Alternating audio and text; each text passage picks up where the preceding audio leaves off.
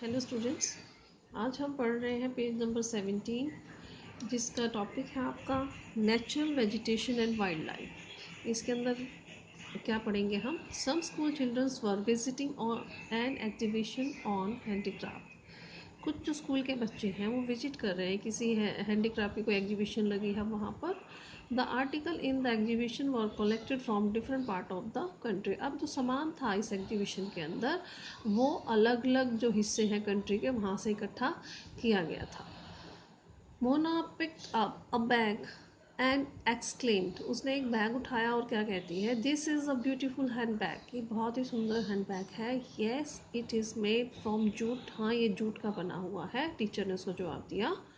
Do you see these basket lamp shades and chairs. क्या तुम इन सब चीज़ों को देख रहे हो? जो बास्केट रखी है यहाँ पर, लैंप रखी हैं, जो भी शेड्स वगैरह लैम्प शेड जो है रखे हुए हैं यहाँ पर, चेयर्स रखी, क्या तुम इनको देख रहे हो? Those are made of canes and bamboo. ये सब किसके बने हुए थे? बैम्बू के या फिर कैन के।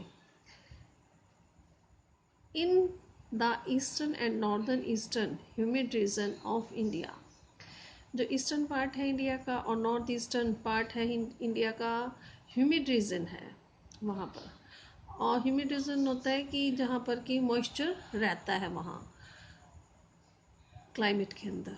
Bamboo grows in plenty. तो काफ़ी मात्रा में वहाँ पर जो बैम्बू है वो उगता है। Jessie was excited to see a silk scarf. जो जैसी थी वो एक्साइटेड थी क्या देखने में? एक सिल्क का स्कार्फ जो था उसको देखने के लिए एक्साइटेड थी।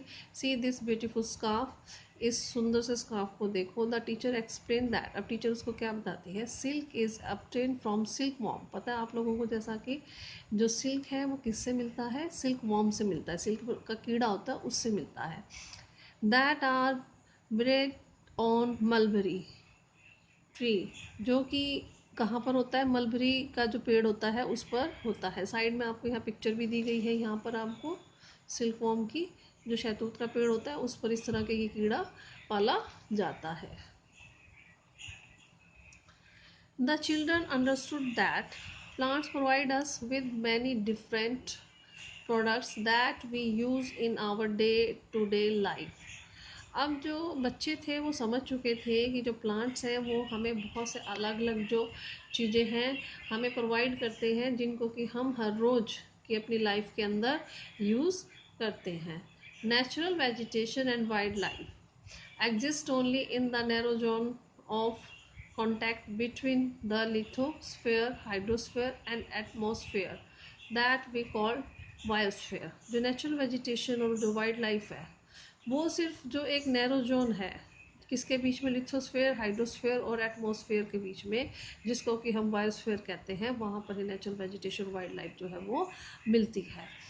इन the biosphere living being are interrelated. Biosphere के अंदर क्या है? जो लिविंग ऑर्गेनिज्म है इंटर रिलेटेड है एक दूसरे पर और इंटरडिपेंडेंट है। कई तरीक़ों से अपने सर्वाइवल करने के लिए वो इंटरडिपेंडेंट है, एक दूसरे पर निर्भर रहते हैं। This life supporting system is known as ecosystem. इस लाइफ सपोर्टिंग सिस्टम को क्या कहा जाता है? इकोसिस्टम कहा जाता है। Vegetation and wild life are valuable resources. जो वेजिटेशन है और जो वाइल्ड लाइफ है वो क्या है? बहुत ही वैल्यूएबल रिसोर्स है वो।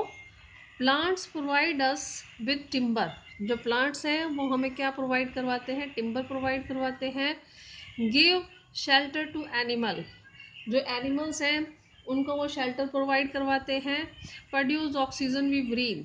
वो ऐसी जो ऑक्सीजन जिससे कि हम सांस लेते हैं वो प्लांट्स ही प्रोड्यूस करते हैं।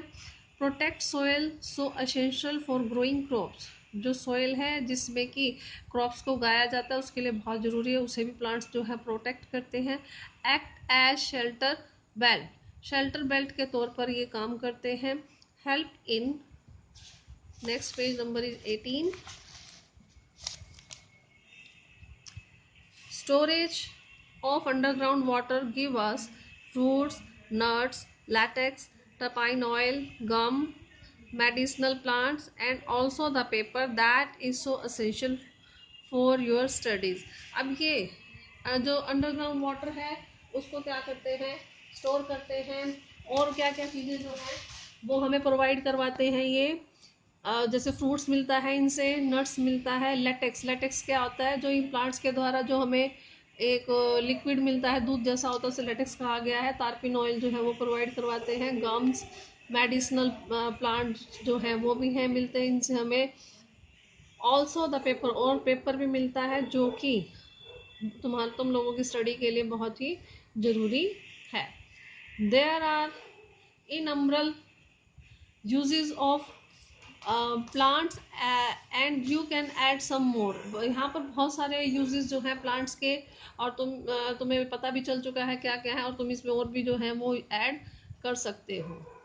Wild life includes animal, birds, insects and well as aquatic life forms। जो वाइल्ड लाइफ है उसमें क्या क्या है, एनिमल्स हैं, बर्ड्स हैं, इंसेक्ट्स हैं, और इनके साथ साथ ही एक्वेटिक लाइफ की कई प्रकार की फॉर्म्स भी मिलती हैं। वो सब किस में आ जाता है, वाइल्ड लाइफ के में ही इंक्लूड है ये। दे प्रोवाइड अस, अब एनिमल से हमें क्या मिलता है, मिल्क, मीट, हाइड्स, हाइड्स होता है चमड़ा, एंड वूल, ये सब चीज़ें हमें एनिमल से मिलती हैं। इंसेक्ट्स लाइक बीज प्रोवाइड अस हनी। जो इंसेक्ट्स हैं जैसे कि बीज हैं, वो क्या प्रोवाइड करती हैं, हमें शहद प्रोवाइड करती हैं। Help in pollination of flower, जो फ्लावर्स हैं उनके पॉलिनेशन में हेल्प करती हैं।